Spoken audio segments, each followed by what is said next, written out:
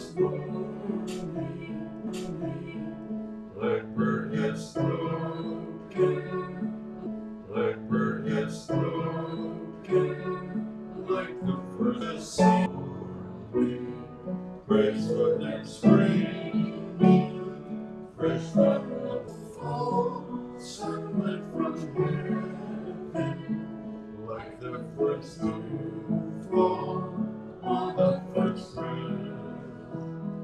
Praise for the sweetness of the wet garden, spring and completeness where the seed rests. Mine is the sunlight, mine is the morning, born of the moonlight, even so plain. Praise for a nation, praise every morning, God's recreation of the new day.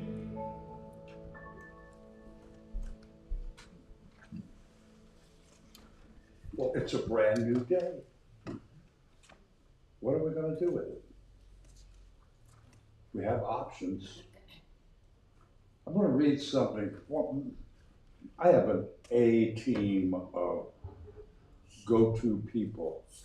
And right up at the very top of the list of that A team is a gentleman who's passed now, but his name's Thich Nhat Hanh. And he's an amazing human being. And he wrote, when we recognize that we have a habit of replaying old events and reacting to new events as if they were old ones, we can begin to notice that when a habit energy comes up, we can then gently remind ourselves that we have another choice. We can look at that moment as it is, a fresh moment, and leave the past for a while.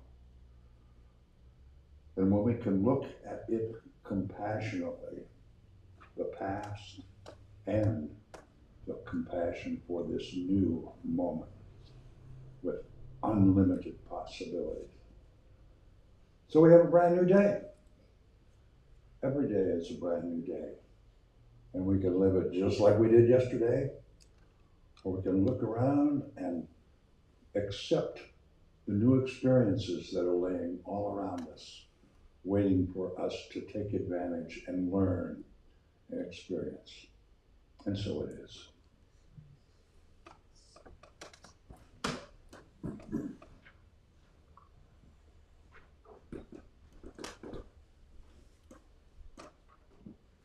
Good morning. Good morning.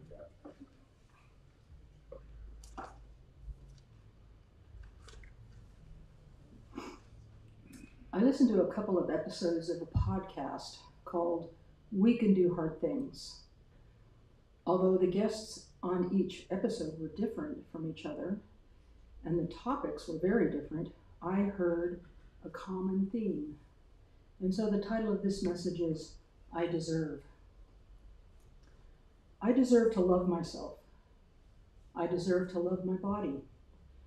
I deserve to love my wife. I deserve to have strength in my arms and no pain in my thumbs. I deserve to knit beautiful things. I deserve to eat healthy food. I deserve to live in a pain-free body. I deserve to have friends who love me. I deserve my grandchildren. I deserve a comfy rocking chair. I deserve a worry-free life. I am a beloved child of God. I deserve everything I need and want. I deserve.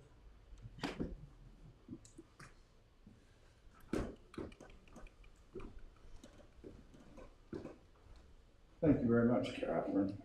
And you do deserve all those things, as do all of us. Good morning, everyone, and welcome. Please be welcome. We have something here we call an unconditional welcome. And I hope you can feel as welcome if it's your first time here, as there are some people here, Bonnie and Kelly and me, but this is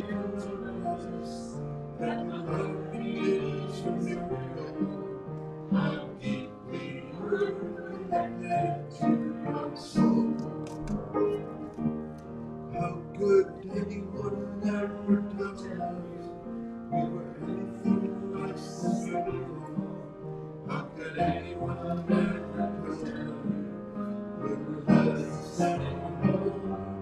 How could anyone fail to notice that the loving is unreal?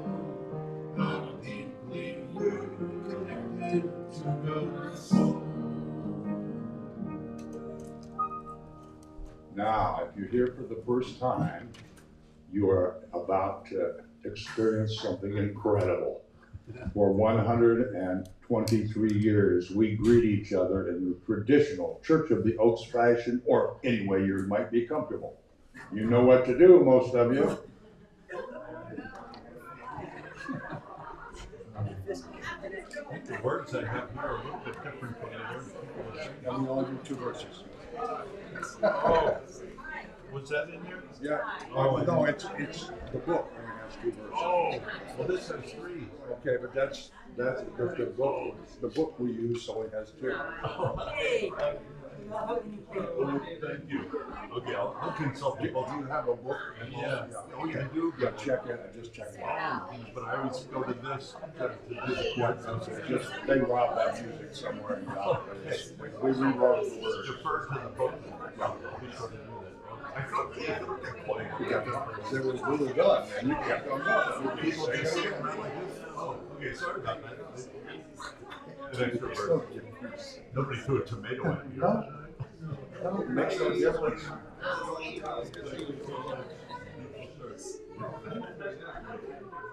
Good morning. Good morning. How you doing?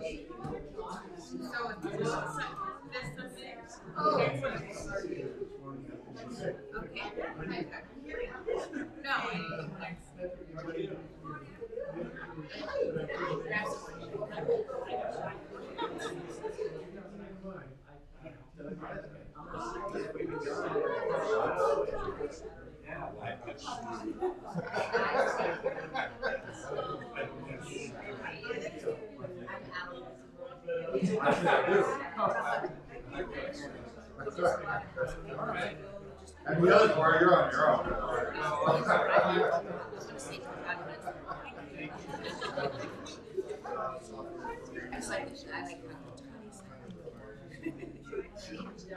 Good. Do that out of this book. Yeah, you know, it was just part of the music from it. That's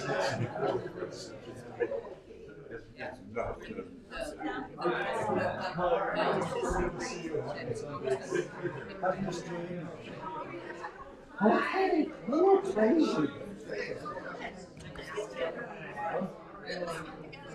Okay, it'll be a few days.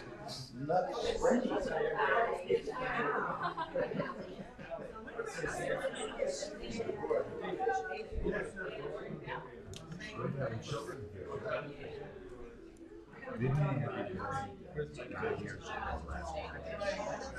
Over here, the last of the girls were born during your party. They moved to Colorado. And they just came back home. They're staying here back in Dublin. They just came back. They're just, it's been part of us forever.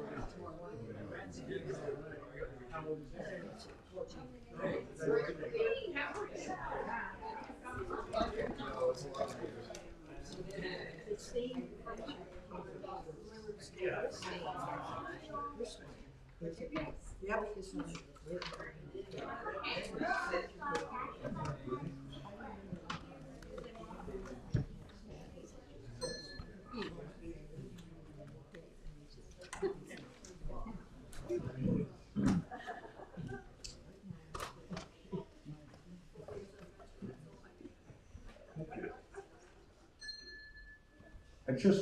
It doesn't seem right if I don't ring the bell.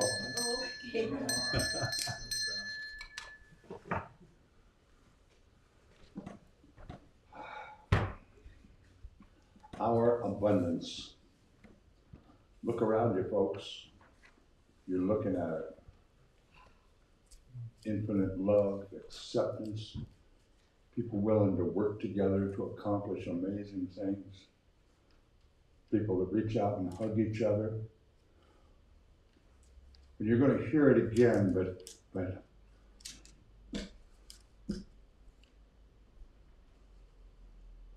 oh, a lady poet, she passed away. Sharon Olds? Who? Sharon Olds? No. Maya Angelou. Maya. She had a quote, and I'm going to use it later in my talk, but she said, why don't you, instead of feeling just bored, why don't you become the rainbow in somebody's cloudy day? And I think that is beautiful. And that's what we have here. A whole room full of people that are quite willing and do actually become rainbows in other folks' cloudy days. I can go through the room and tell you about every person here, except you two sitting back. I can tell you about what I have seen each of you do to bring light and beauty into somebody else's life. I've seen you do it. You're living, walking, breathing proof. And that's worth way more than money.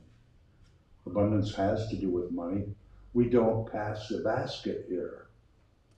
We don't ask for money. If you choose to share your time, your talent, your thought, or your treasure, we have a treasure basket in the back that you can choose to share. That's your business. That's your intention. That's the only time that it's any good. If you're asked, that's not your choice to share. And that's what we try to instill in ourselves, in each of us, is to share our time, our talent, our thought, and our treasure, and ourselves with our community. So let's read together, if we may, our affirmation of abundance. A consciousness of abundance is knowing that there is always enough. Wow, what wisdom that is. Maestro, if you please.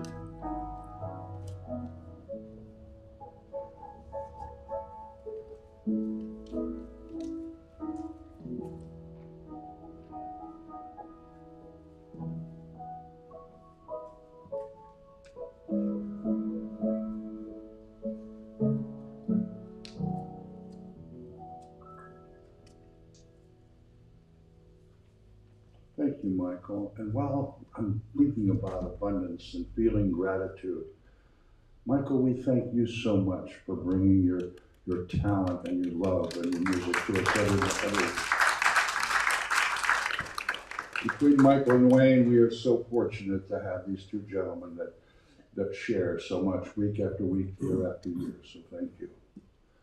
As we prepare ourselves for our meditation this morning, let's sing together, Be Still and Know That I Am God, number 69 in the Windsor Song.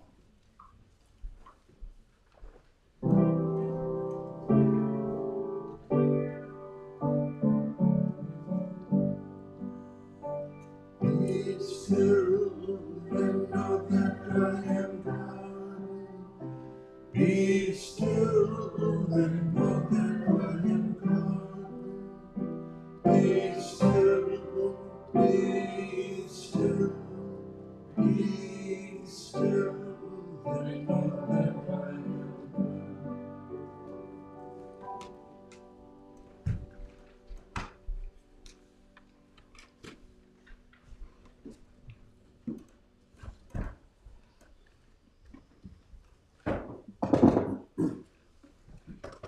For this meditation, I ask you to close your eyes and envision yourself sitting in the center of a huge orb of light. This light surrounding you is filled with energy and love. See yourself inhaling it in slowly so that every aspect of yourself is filled with this light. And then breathing it out to surround and bless others. I call this light God energy, but you may choose another name, the divine, highest good, universe, love, or simply light. The important part is to feel the presence enter and exit. Enter and exit.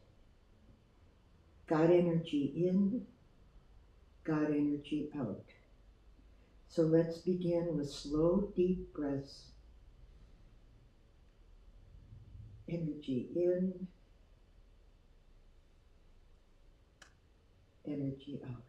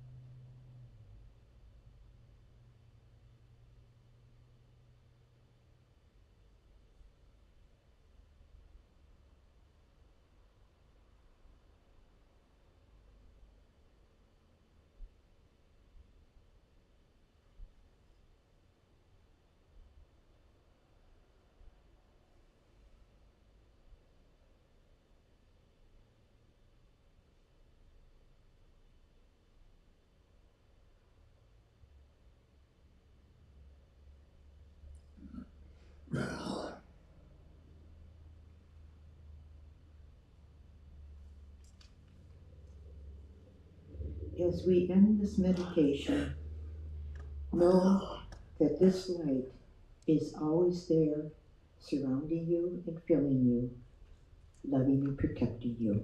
And so it is.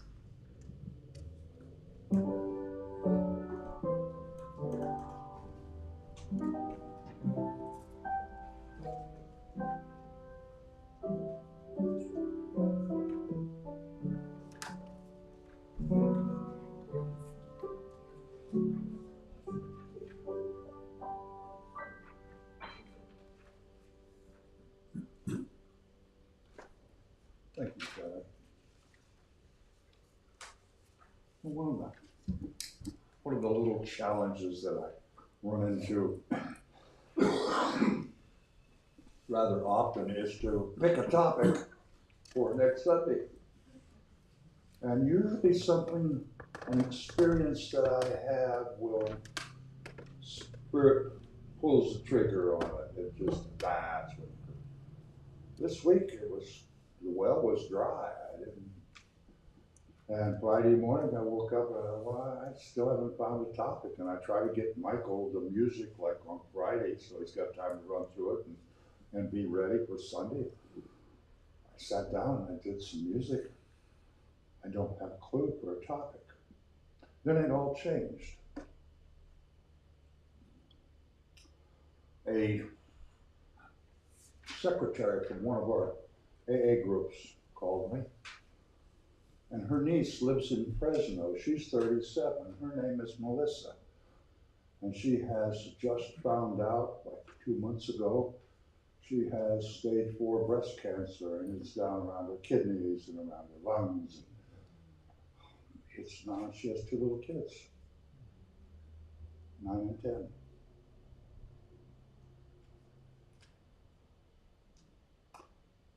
Friday, 2 hours after that, my daughter called me, my youngest daughter, Jenny. And 3 months ago, she called me and told me that they found 5 lumps in places they shouldn't be. And she had mammograms, she did stuff. She called me and said, well, I've done a bunch of tests, they're gonna do one more, but they're pretty positive sure that nothing is malignant. The last couple of months have been very difficult on my daughter. Difficult on me too, but I couldn't let it show. I'd like especially a couple people in the front row to look down at the order of service and read the last quote. It's for you and for me and the rest of us parents in the room. Mm-hmm. Over these last 2 months, I couldn't show fear, anxiety. I had to be positive and strong. And in doing so, my life was pretty good. She didn't get the message real well, as is expected. The last couple of months have been horrible. And then Friday evening, our ACA group, the person that has the key was called away on an emergency. Could you unlock the door? Sure. So I came down and unlocked the door, and I saw our renter, Jay, next door. How's it going? He said, my wife died 2 weeks ago. Oh. Allison. They have 2 little girls, like these 2 little girls right here. I think they're 6 and 7, maybe 7 and 8. I said, what happened? He said, I just came home from work. She was laying in bed. I went in and started doing something. I came in, she was cold. I can't imagine. I asked about the kids, and they're with his mom or her mom or somebody. They're okay. Can you imagine the fear and anxiety that's going through that man? Oh. Not to mention his kids. But kids bounce pretty good. Kids accept. But we adults, when we get afraid or overcome, overwhelmed, it's something. I don't think there's a person in this room, I bet on it, that has not experienced that kind of fear. A terminal illness possibility. Our mate, our family members, terminal illness possibility. Some of us have lost mates.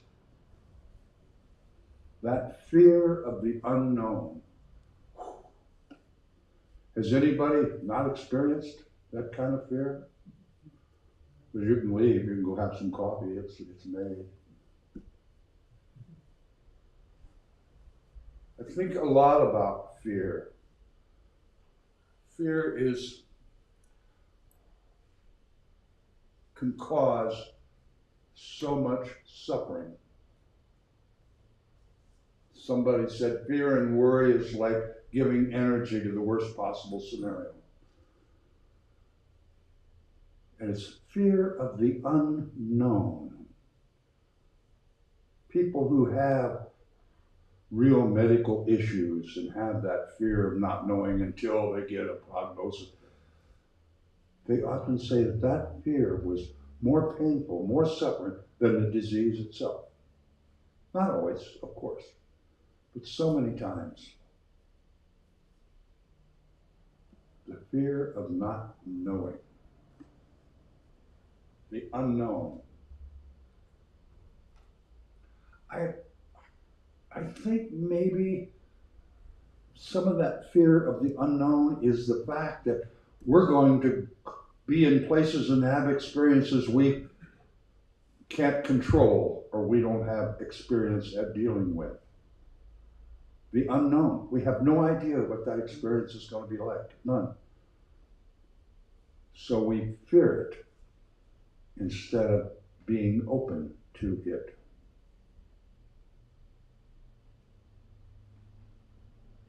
I think that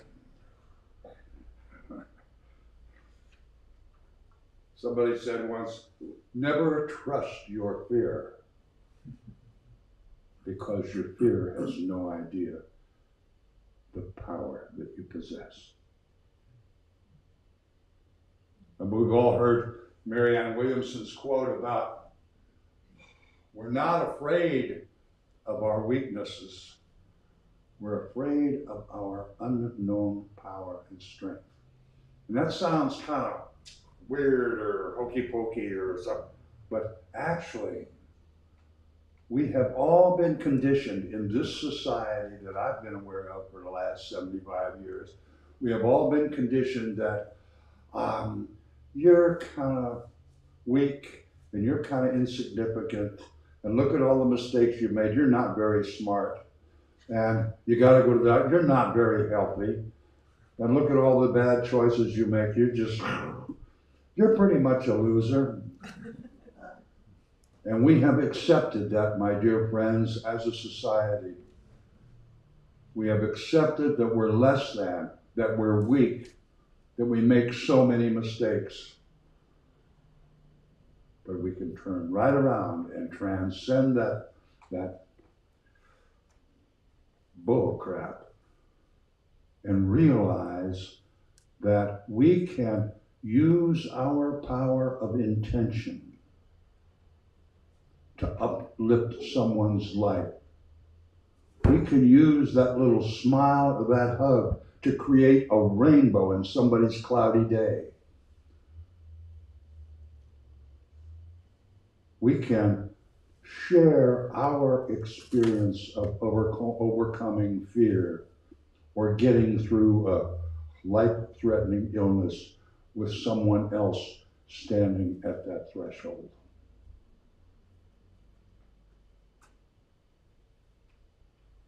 I've told you this story before, but I'm going to tell it again because I'll add a little second chapter to it. A year and a half ago, my landlord's wife showed up with their boat. My landlord usually brings the boat and the trailer back and parks it in the shed. She showed up. I said, "Wait, where's the old man?" "He's in intensive care. He's in a coma." He was standing on the back of their big ocean boat and fell down and cracked his head on a cement curb and went into a coma. They air-evac'd him with a helicopter, took him in, cut a chunk of his skull out to relieve and that was Sunday afternoon, 4 o'clock. And she said, I said, we have a little prayer database and I can get it to Wayne right now. And in that, when we send that request for prayers and light and energy, there are about 180 people on that list. But each one of those people I found has a whole nother network, Facebook friends, and that was 3 o'clock. Wayne heard about it at 4:30, that email went out. Some of you might remember. Monday morning, at 7 o'clock, and I got emails all night responding to that from people I had no idea who they were. And I got hundreds of emails. Your man Rick is in our prayers. 7 o'clock, Monday morning, Robin's phone rang. My phone rings and it's Robin. I didn't want to answer the phone because I thought it was going to be bad. I took a deep breath and put on my strong big guy face, and I answered the phone. And her word, this is how she responded. Hello. She said, "Whatever you're doing, keep it up. Rick just woke up." He said, "What day is it?" I said, "Monday." He said, "I've missed a whole day's work. What am I doing here?" And he was in a no response coma at 5 o'clock that morning. They believe, I believe, that the energy we sent out changed the course of that man's life. A week ago, he'd been complaining for the last 8 months of insane headaches. A week ago on a Tuesday night, he was laying in bed and his forehead kind of exploded. And black crap went all over the pillows and they wound up having to get new pillows. She rushed into the hospital. They cut the top off the side out of his cranium and drained 1 quart and 3 ounces of pus out of his head. There had been infection started when they put him back together a year and a half ago. Kept growing and growing. And she had a friend who had a prayer list. He was within 1 hour of the old Rick. Gruff and happy and joking and sharp. And he's home. They're not going to put the bone back in for a while, and they'll probably put some kind of a plate in there, but they want to make sure that no infection starts. He's on. But all of us go through these things. But I believe that when we send our prayers, our energy, our love to people, it changes their lives.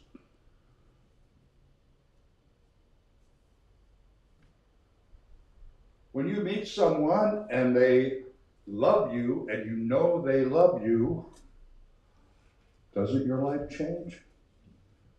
By no particular set of events, like they don't buy you a new Ferrari or something. You just know you are loved. That changes your life. It changes the way you think about life. And when you are in fear, that changes your body chemistry. A lot of people think that the worst thing in the world is hate. Actually, fear gives birth to hate. The fear comes first.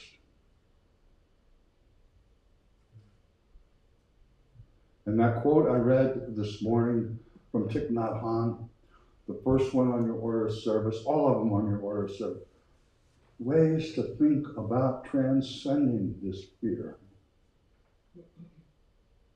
And all of us are going to have these dark, cloudy days. Every one of us. That's part of the life experience. And I think it was FDR's wife, what's her first name? Eleanor. She said, do something that scares you every day. That will help you learn how to deal with fear in the here and now.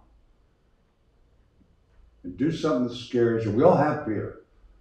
You can't not have fear, but you can transcend it. You can learn how to deal it. You can learn how to face it.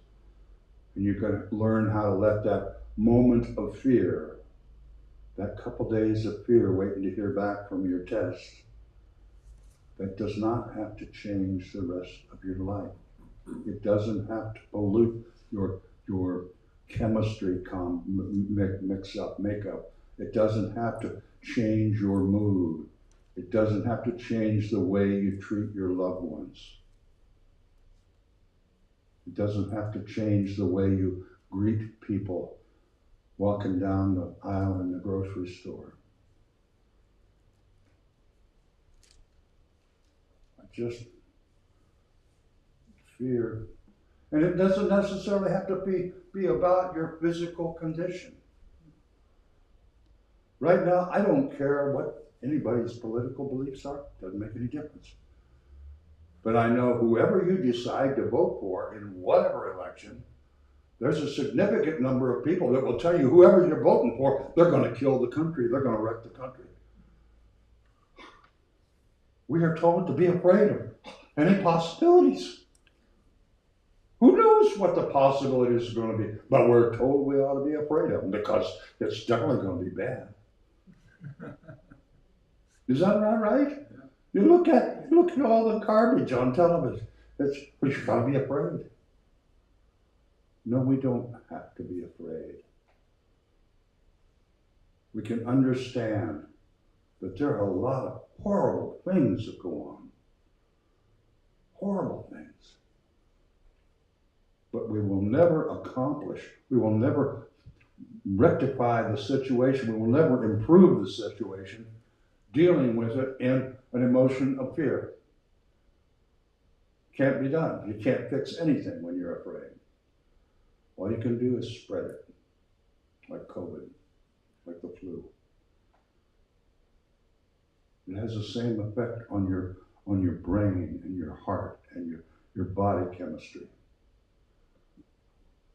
I was going to do the heart-brain coherence thing today, but I'm not. Well, we've done it. Well, I'll do it again soon.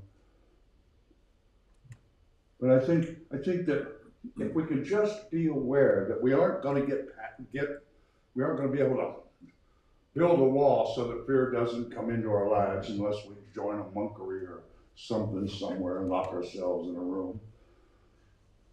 But we can learn by practice to transcend that fear.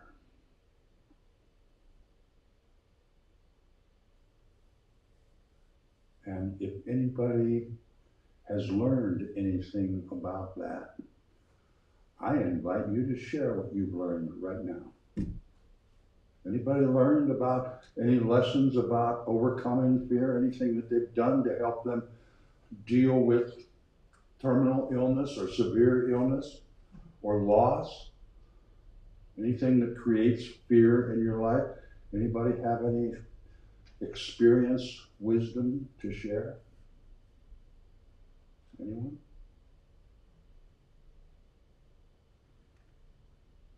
Yeah? It's usually not as bad as I thought it would be. Often. The imagination is way worse than the actual event. Kelly, At this very moment, I'm okay. at this very moment, I'm okay. Yes. And whatever the doctor says, well, then we'll deal with it then. But why poison ourselves, our consciousness, our feelings? It changes our body functions, like our eating, our digesting food. It changes the energy in our relationships. And we can get through it. We can transcend it. And we call each other and let each other know, I'm going to be a grandma. I'm going to be a grandpa. I'm getting a new car. We can call each other and say, my daughter just got some really crummy news from the doctor. Can we maybe have a cup of coffee?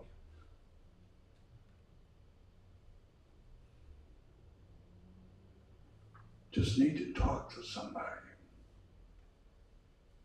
And just sharing the burden lightens it immensely. And most of you know exactly what I'm talking about. When you got somebody to share the crap with, it just makes it easier to pack it down the road. And that's what we're about.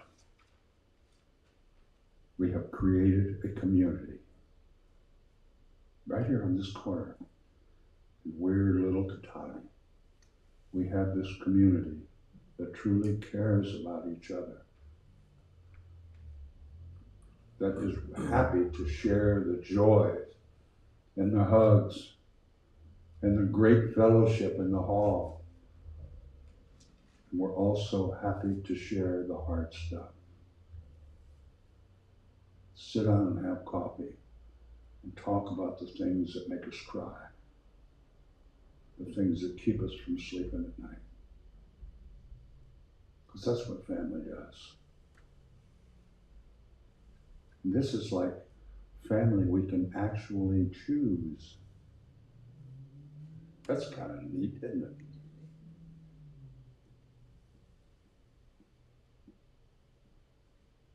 So I'm going to ask that we take a few moments And think about the word Melissa, the name Melissa, this young lady who has a horrible prognosis down in Fresno. And be a rainbow in her darkness. And think about our next door neighbor, Jay, who just lost his wife. Jay and his two little precious little girls. Give them your love, give him your love, them your love. Just send out, I don't know what we can do more than just let them know through spirit they are loved. They have a place to live. Think about Jennifer McCarty. And think about giving her some strength to get past this burden she's been carrying for so long.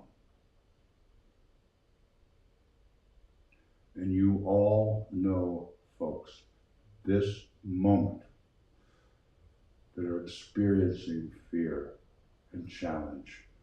Think about them. If there's a name that you want to share with us, we can direct our energy, our light, our love to. Just say the name. I'm gonna call him Stephen.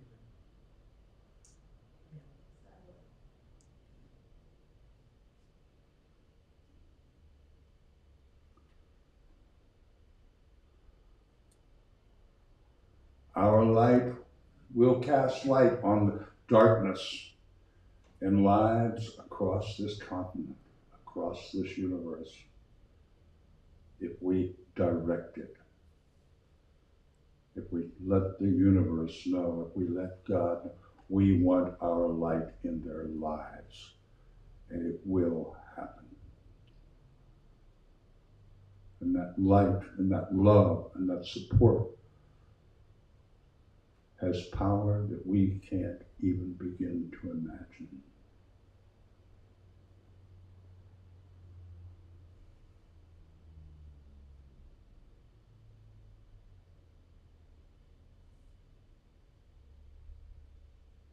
We're all going to experience fear. And when we transcend it, and when we think to ourselves in this very moment, in this right now, I'm okay. And then look around and remember, it's a brand new day today. And I can do whatever I want.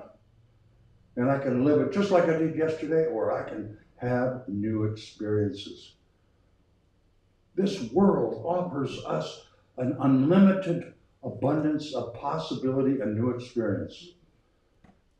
And most of us get so caught up in our old habits and our little comfort zones, it just goes right on by. It doesn't have to. We don't have to sit at home, petrified, and stuck in a quagmire of fear and depression. We can transcend that, and we can have new experiences. We can meet new people. We can learn new things. And when we're in that place of gratitude and giving and sharing, think of the light that you are spreading without even knowing it. Think of the rainbows in those cloudy days in people's lives. You don't even know. Smile at the people in the grocery store and the gas station. Hi, how are you? Beautiful day, isn't it? Maybe they were thinking a pretty nasty day. But you just told them it was a beautiful day and smiled at them. And, well, maybe it is. You just never know.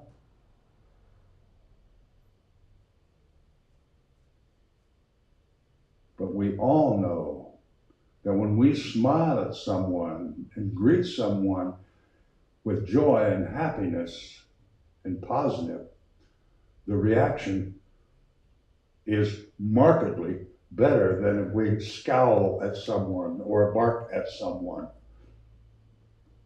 or don't even acknowledge someone. Fear. Some call it the elephant in the room because it kind of is always around somewhere. We're always experiencing, but we can get past that very quickly.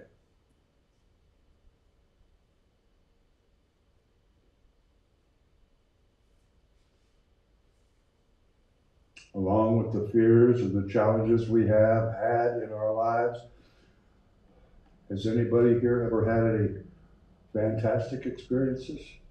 Experiences of joy and loved somebody and had fun, enjoyed our children, enjoyed each other, gone to somebody's house and had some lousy cardboard pizza, but had an amazing time.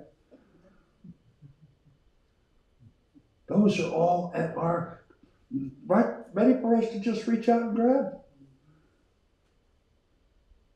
Because we live in a wonderful, wonderful, wonderful world.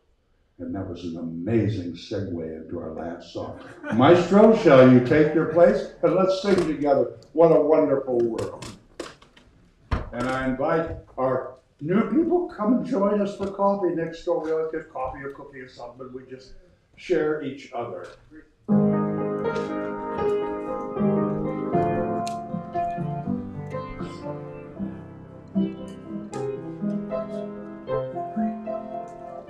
I see trees of green, red roses too. I see them bloom for me and for you. And I think to myself, what a wonderful world.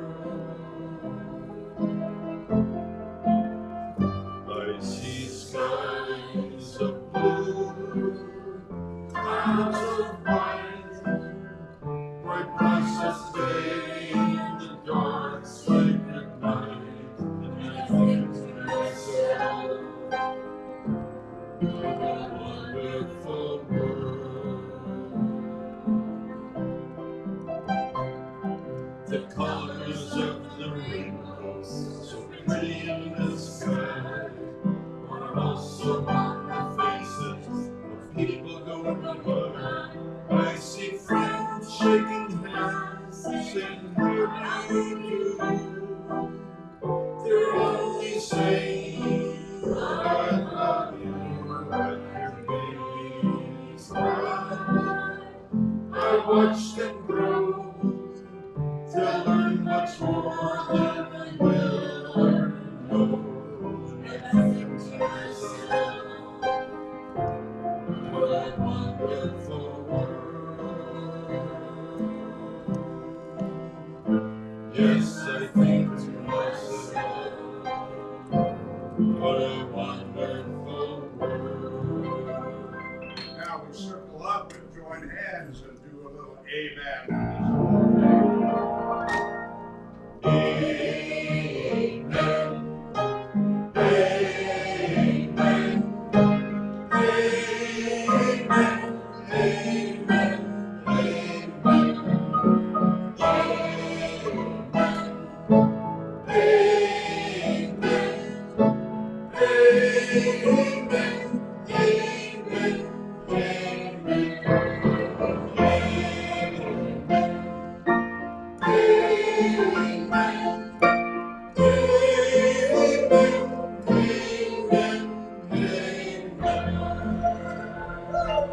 Could we continue to hold hands for just a moment?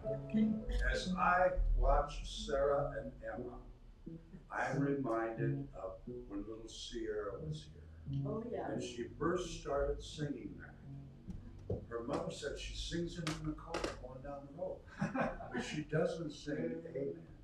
She sings, hey man, hey man, hey man. So, hey man.